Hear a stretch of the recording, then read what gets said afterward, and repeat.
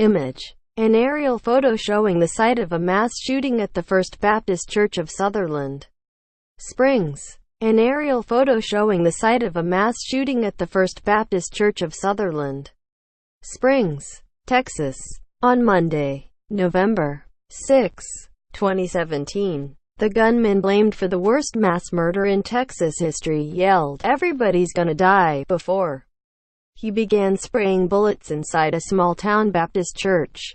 Survivors recalled Tuesday, Rosanne Solis, who was struck in the shoulder by one of the estimated 450 shots that police said Devin Patrick Kelley fired inside the First Baptist Church in Sutherland Springs on Sunday, found herself sprawled on the floor beneath the pew where she could see the executioner's shoes as he marched through the sanctuary.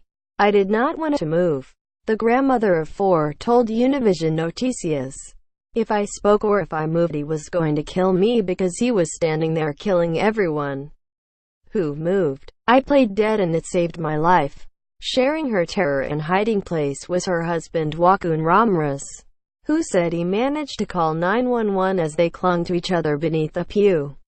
He suffered a minor shrapnel injury.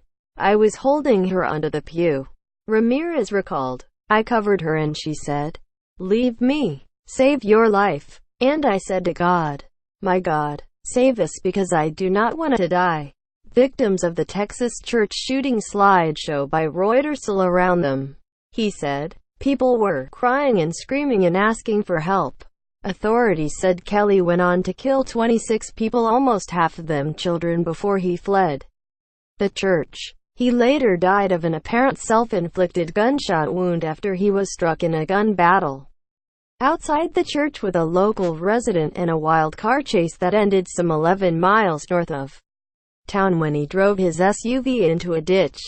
Solis said she and her husband were at the 11 a.m. service on Sunday when she heard the first shots ring out and then a man screaming for everyone to get down. She said the gunman was firing bullets like a crazy man and didn't seem to care who he hit.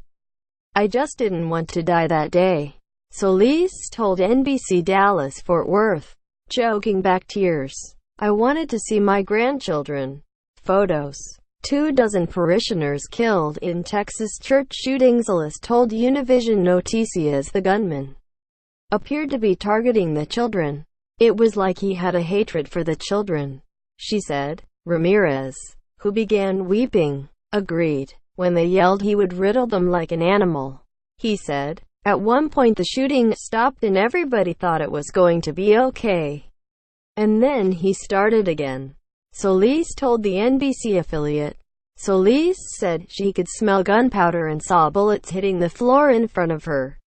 She said after the shooting stopped, nobody moved or said a word for what seemed like 15 minutes. Eventually, Solis said, her sister showed up at the church and drove her to a nearby hospital, recovering after shoulder surgery. Solis said she doesn't see herself returning to the church. "I don't blame the Lord," she said. "I will always have my faith, but I won't go to that church no more. I'm scared. From here on, I am going to study at home." Still rattled by her brush with death, Solis said, "I don't know what to think anymore. This world is full of so much anger," she said. Related. Another town learns nowhere is too small. Quiet. For mass killing, Kelley was dressed in black tactical gear and armed with a semi-automatic Ruger R556 assault-type rifle when he entered the church, police said. Investigators say it appears Kelley was involved in an intra-family feud involving his mother-in-law and had a purpose and a mission when he launched the attack. His cell phone is now being inspected by the FBI in Quantico, Virginia. FBI Special Agent Christopher Combs said they're having a difficult time accessing the password-protected device. "I am not going to describe what kind of phone it is," Combs said at a briefing. "I don't want to let every bad guy know what phone to buy."